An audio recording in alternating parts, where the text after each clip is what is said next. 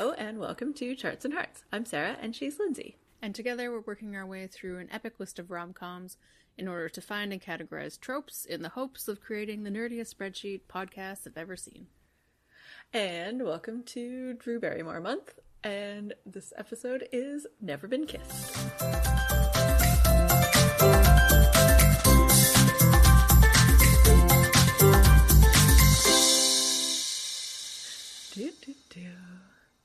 Oh man, this movie is ishy. Yeah, this is the one if you get confused about your late 90s, early 2000s Drew Barrymore movies, is the one where she wants to be a reporter, and so she somehow fraudulently enrolls in high school as a 16-year-old or a grade 12 student, and then falls in love with the teacher, but also like goes on a date with the high school boy, and her brother also comes and dates a 16-year-old, and then she gets together with the high school teacher at a baseball field. It's not the baseball Drew Barrymore movie. No, that's coming up later in the month. Yes, but also has there's also the climactic ending on the baseball field, which I think is why I mainly get them confused. Very fair. No, this is the Josie Grossi, Michael Vartan. Molly Shannon, who I love so much. John C. Reilly, who's adorable. Yeah, he is adorable. Gary Layli Marshall. Sobieski. And then James Franco and Jessica Alba, which was so random. And like tiny roles. Yeah. Yeah, it's the good parts are good, and then everything else is implying statutory rape. Yes. Mm-hmm. Oh, the one person we forgot to mention in there is Octavia Butler, who's also there. Sassy black friend, I guess. Yes. Yeah. But that does bring back, now that our summer is over, of the insane whiteness of this cast. Oh, yeah. Yeah. So, because, basically there's Octavia Butler. And I think that's it. No, there's not even a token person of color. Butler. Octavia Spencer. Octavia Butler's the author. Is the author. Yeah, I was like, that sounds not entirely right. Octavia Spencer. You said it right, and I said it wrong. No, I'm pretty sure I said it wrong too. Anyway, we love Octavia Spencer and Octavia Butler. But agreed. Again, she's the only one. There is nary a black person or person of color in this high school. Yeah, it's the whitest high school I've ever seen in my life. Come on, guys. Even She's All That had other people. Like, they had other races in that movie. And also Never Been Kissed. Like, they were both, 10 Things I Hate About You. They were both Gabrielle Union, but still. Yeah, still. Yeah. It's very white for a mid-90s high school or late 90s high school. In Chicago. I know. Yeah. So weird. Okay, so she's supposed to be 25. I think she looks older, but I think that's intentional. Yeah, this is for mousy brown hair. Oh my god. The mousy brown hair and the way she dresses. Yeah. And also the way that she feels like high school was so long ago. But also I feel like when you're 25, it does feel so long ago. You just don't know. You don't know the definition of long yet. Yeah. As somebody who's been out of high school for 25 years. So she's talking about high school being so long ago. And she like dresses and acts a lot older. But then they just like, the whole like sad, dowdy old lady single woman is offensive. Yeah. Which it's just like one of those things, like Molly Shannon is also single in this movie, and But she's promiscuous, so therefore. Not like that, but she is promiscuous and wears insane clothing to be working in a newspaper. Tight clothing. Yeah. Yeah. But she's just like, all I can do is wear a full knit turtleneck wool dress in my house. Yeah. To relax as I crochet knit pillows. No, they're like needlepoint or needlepoint. Yeah. But I'm like embroidery of some kind. Television exists, and so do books. Yeah. Television exists. Also, like, you don't have to keep all the things that you make. You can give them away. You can give also them away. You have friends. Like, you're not an introvert. Like, you're very good at talking to people at work. Yeah, no, she has friends at work. She has a brother. And also you can do cross stitch or needlepoint or whatever that isn't so ugly. Mm-hmm. Also true. It's like her, even like when she's dressing dowdy, like it's plain, but it's not like super traditional, but then she does like very traditional weird handicraft, which Yeah. And then she has a tortoise enclosure. Yeah. Which is 2 tortoises, gravel, and a piece of lettuce. And I'm like... and what? Maybe, I think there's a light, which was good to see. Yeah. But it was, like there was nowhere for them to hide. It was the saddest. It's like there's no There's no enrichment. Yeah, also, like, turtles shouldn't eat lettuce. Tortoises shouldn't eat lettuce. Yeah, but it's just like, if you're so sad and you're so single, like, why not at least give her something of, like, she cares about these pets? Like, yeah, like, and it's a relatively small enclosure for the size of tortoises that she has. Yeah, and she's a huge house. Yeah, so, like, give her, let her have, like, a massive, like, tortoise room or something. Like, yeah, that would be super into that. Yeah, anyway. Sign me up. Although they are smelly. And then, okay, so throughout the whole thing, so we learned that she had, like, a pretty traumatic, like, bullying experiences through high school because of her brother, essentially. But also just because everybody in high school was terrible to her. Yeah.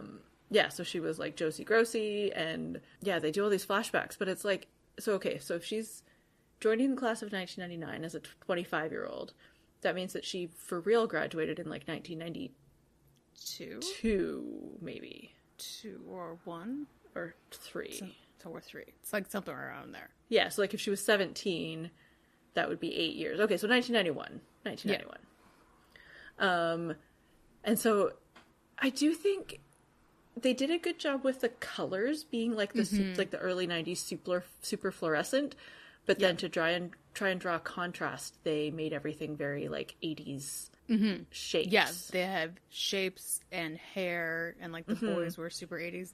And then at the last one, the prom flashback, it's Like a Prayer, which I remembered because we just watched Deadpool. Yes. But Like a Prayer came out in 1984 or something like that. And I'm like, okay, like, you can listen to Madonna in 1991, that's fine, but it's like they can't do math. The people who made the flashbacks, I guess, is kind of how I feel about it. Yeah, like, they're very generically, like, late 80s, but all 80s also. It was very strange. Yeah, it was a strange thing.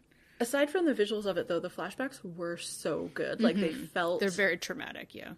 Traumatic, and they felt real, like, looking in the mirror and seeing her high school self, or about to do something and getting, like, that flash of how she used to get treated.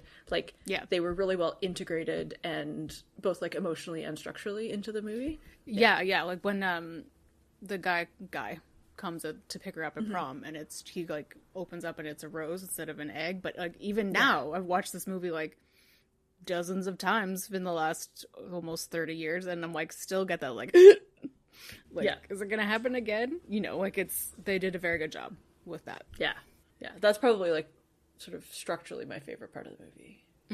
Okay, let's get to the ooshy part, because we have to talk about it first. Ooshy. This movie is about predators. There's, like, when she first gets to the school, Michael Vartan is like, are you sure you're 17? Like, what kind of question is that? Yeah, like, not appropriate questions. He even when he has no reason to suspect, or, like, well before he has any reason to suspect that she's not a high school student. Yeah, he's, like, immediately attracted to her. He's very inappropriate with her. Yeah. And then, like, just he goes on the Ferris wheel with her, and he, like, pulls her aside to, like, they're, like, painting or something. I don't know. And then, like, he dances with her at prom, which I'm like, what? Yeah. What? Not okay. Like, even if it, like, a gender, like, sexuality aside, like, you shouldn't be that close friends with your students. No. Like, no. You need to, like, there needs to be some professional distance between students and teachers because of the power imbalance. Because of the power imbalance. Yeah. And also, like, who wants to hang out with a 17-year-old when they're a teacher? I know. Like, and, like, he's at the music venue that they're all at when she tries to be cool the first time. And he's there and, like, sees all the students and doesn't run screaming in the other direction. Like, one time I saw a kid I used to babysit who was legal to be at the bar, was at the bar, and I was like, well, I guess I'm not going to this bar anymore. I'm too old. Yeah. No, thank you. And this was, somebody that I used to babysit, so they were probably only, like, I think they were 4 years younger than me. So it wasn't, like, that traumatic. Like, if you saw someone 4 years younger than you now at a bar, you'd be like, whatever. Well, that would be my friend. Like, but it's the power imbalance. Like, you shouldn't be trying to hang out with your students as friends. So then she, like, I feel like Drew Barrymore's, like, producerness has, like, a hand in it. It's because she only, like, kisses the guy that she goes on to prom with. So she's, like, not in the bad as much, but I'm like, oh, she still kisses a 17-year-old as a 25-year-old. But David Arquette, the person they set him up with, is 16, which why did you make that decision? And also, I'm pretty sure he's her older brother. Younger brother. Is he younger? He's supposed to be younger in this movie. I think he's supposed to be 23. Which, like, he's Either like 29. I don't know, I guess just because he looks older. So first of all, like, he could have, like, it's still ooshy, but it could have been an 18-year-old, right? Like, they didn't have to be 16. And also, he didn't have to be excited about it. No, I know. Yeah, like, he says at the beginning, it's like, those are some underage hotties. And I'm like, why? Why do we have to say this? Those are not words that I want in movies, please. No. Yeah, and then the weird jokes of her, like, just being oblivious to the fact that she's, like, doing the splits in a dress at a table. Like, yeah. Okay, so, I don't know. I just don't even want to talk about that part anymore because it's so ishy. And there are, like, other good parts, but I think overall, I think I'm done with this movie.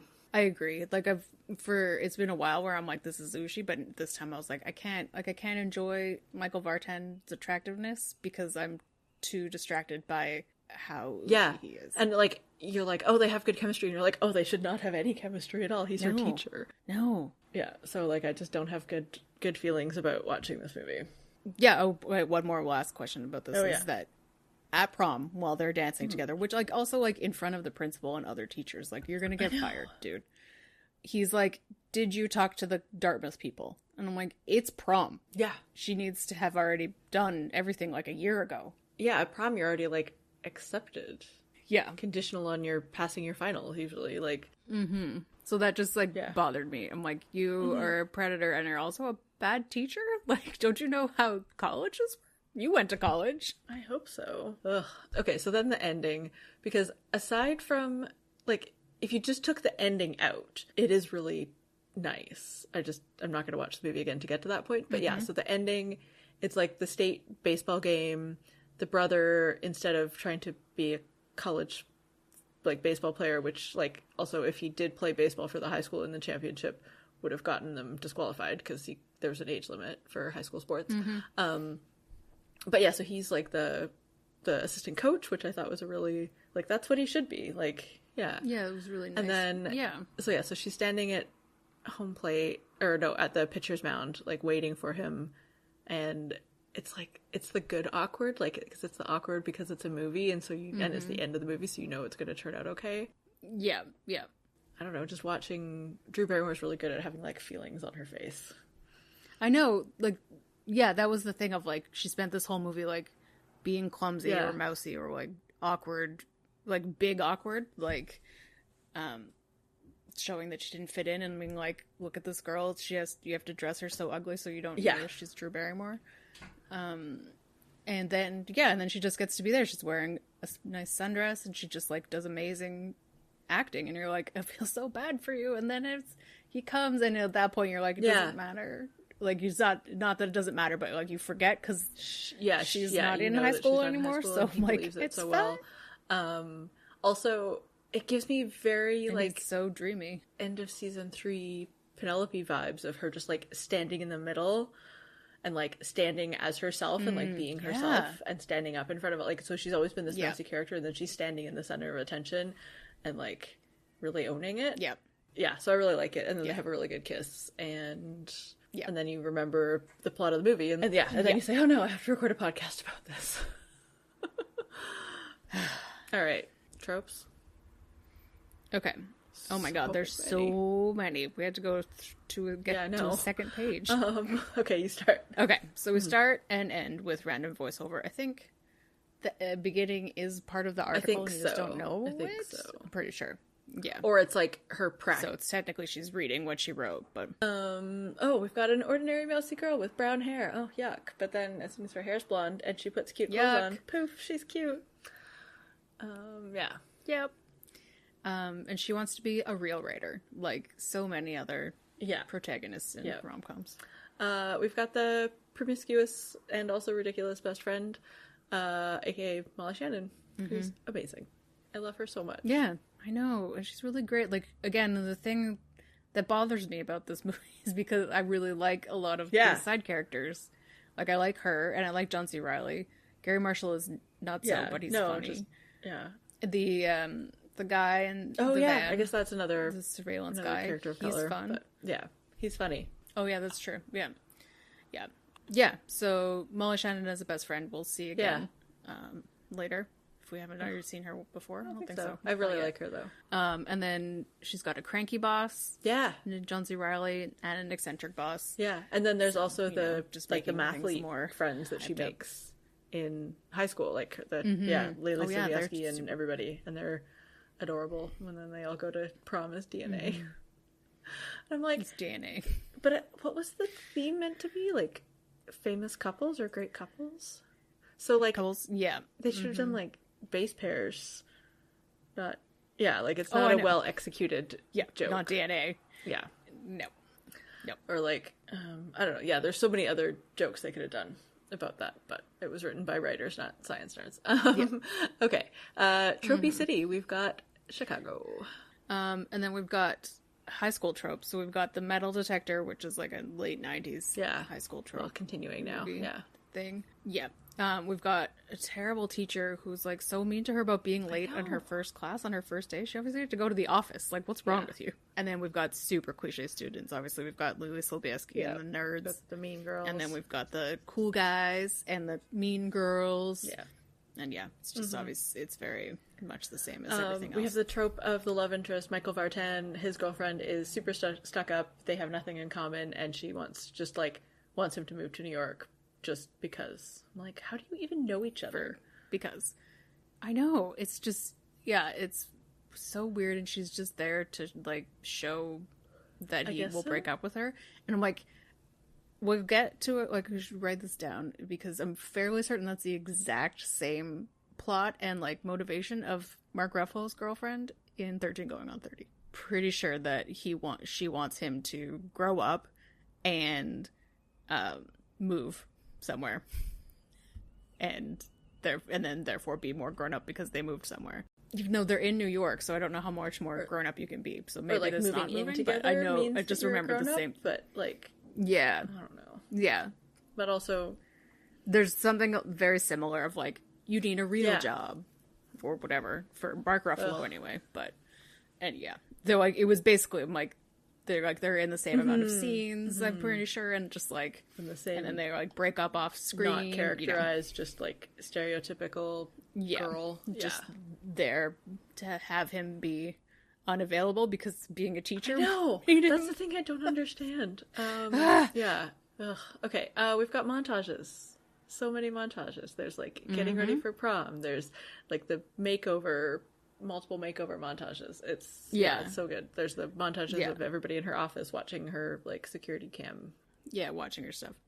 They do have good 90s music in this. Like, I don't know if it was popular or if I like it because I've listened to it a lot from this movie, but I liked the music. There's some good songs for sure. Okay, we already mentioned this, but weird prom theme. Like, this one is always, I think, the one that bothered me the most is because then they don't go in dresses. Like, they're going in bathing suits and weird, like, DNA costumes and turtle outfits. Yeah, like how can this win prom? Like, unless it was like a Halloween themed dance. Yeah, it's a bit strange. Oh, and then we have the climax of the movie at the prom. Except it's not really the climax. It's more of like the inciting incident of the end, inciting incident, not the beginning. Because it's like everything goes terrible is at prom. Mm-hmm. But she does get to be prom queen, and that's another part where you're just like, oh, you got me. A little bit. You did it as a nerdy girl. Like we didn't have prom, we didn't have prom queens, but I'm still like, oh, you got me. And then she does a big speech. And then she also does another big speech at the baseball. And then we get a big kiss at the end. But before that big kiss, he has to run. Mm-hmm. And it's mostly off screen. But he runs. He has to run. He runs so good. And then and then at the end, we see the coworkers, Molly Shannon and John C. Reilly get together. But then also, I think at prom, her prom date, and also the mathletes, Lily Sobieski girl, I think, well, at least they dance and, like, seem to vibe. So that's always fun and trippy. Yeah. Yeah, so many tropes. I'm tired. Okay. Does this movie pass the Bechdel test? Yeah, it does. They talk a lot about math. There's an entire montage about math. And she is the copy editor, and I guess another copy editor asks her about spelling things a lot. And she talks about her career with Molly Shannon and like just like trying to be a writer, to do different jobs and like good stories. Yeah, like she talks with Molly Shannon and Lily Sobieski about all of those stuff, and she also like tries to interview the cool girls. She does, but not talking to them about boys. but it does a great job this time. Okay, let's make a pie. Michael Vartan, because, yeah, he's just very good in this movie, except that it's ishy. So I kind of want to give it not a lot. Yeah, if you, like... But no, it's hard. The end is so good. Okay, I'm going to give 20% for the end, and the rest, But, like, what happened to Michael Vartan? Is he... I don't know. I don't know. I feel like there was, like, a weird thing, something, like, dramatic happened. Not, like, canceled level of, but, like, somebody was jealous of him or something. I don't know. Maybe I made that up. Yeah, he hasn't done anything since 2018. It's very dreamy. Weird. Michael Vartan, come back. Rufus. Stop trying to make Rufus happen. Which is basically, like, the people who wrote Mean Girls watch this movie first. 40? 40, yeah, is good. Because they say it a lot. Yeah, and it just becomes, like part of the vernacular. That's a weird word. Hilarious 90s fashion. And also 80s. Like, inaccurate 80s fashion. But the 90s fashion is hilarious. When I wrote this down, it was like, I think they were like at the bleachers, and I'm like, look at how many butterfly clips people's hair. Oh my god, 1999 was a wild time. Yeah, maybe 25? Yeah. Okay, that leaves us with 15. No. Okay, hang on. We gotta do 24% 90s fashion so that we can have fashion. Yes, which leaves us 16% for she's 16. Yeah. So gross. Barf emoji. Okay. What's next for them? Like, even, like, all of the problems aside, which I don't actually want to put aside, but, like, their relationship is based on lies and power imbalance. And she's never been in a serious relationship before, and they got together in a super public manner, and I'm just like, nothing. Yeah. No, I feel like she's got her kiss that's full of feelings, and now she's like, thinking thoughts because she's smart and realizing, oh wait, you were chasing a high school student that you thought was in high school. That's kind of weird. Mm-hmm. I think I'll just find somebody else to kiss. And like was immediately attracted to me when he had a girlfriend. And he thought I was a high school student. I was a high school student. Yep. Yeah. Okay, so moving on quickly from that, Lindsay, what's next for us? Oh, everything's gonna be better and fine and magical and amazing magic. And full of Bonnie Belts, sparkles on our faces. If you don't get it from that, you don't get to listen. No, I'm just kidding. It's Ever After, and it's going to be great, and I can't wait. So excited. My sister actually was like, do you want to watch Ever After with me last night? And I was like, I can't. I have to watch it in a couple weeks and take diligent notes about how much I love it. I haven't seen it for so long. It's very important. I think because when I got Disney Plus, we already had the podcast, and it was on the list, and so it's like, once they put it on Disney Plus, I was like, oh, I should watch that, but I'll do it for the podcast, and it's been so long. And I'm pretty sure it was a lockdown watch for me. I watched a lot of 90s. Yeah, fair enough. Late 90s I watched movies a lot of Star Trek. I did. Okay, well, that brings us to the end of our episode. As always, we would love to hear if you've got a rating or a review for us, and you can leave those wherever you get your podcasts, like Apple Podcasts or Spotify or who knows where. You can also find us at Charts and Hearts on Instagram, Facebook, and Threads, or you can find us at Charts and Hearts on Twitter. You can also head to our website at chartsandhearts.com, and where you can submit your suggestions for rom-coms and tropes for us to add to the list. You can also check out our Patreon at patreon.com/chartsandheartsclub. For Drew Barrymore month, we're doing Going the Distance with Justin Long, which I've only seen once, so it might, who knows, not hold up. But we'll find out. Hooray! How fun adventure. Let us know your thoughts on this movie. Are you also giving up on this movie? Yeah. In the meantime, oh my god, like, there goes another lemming.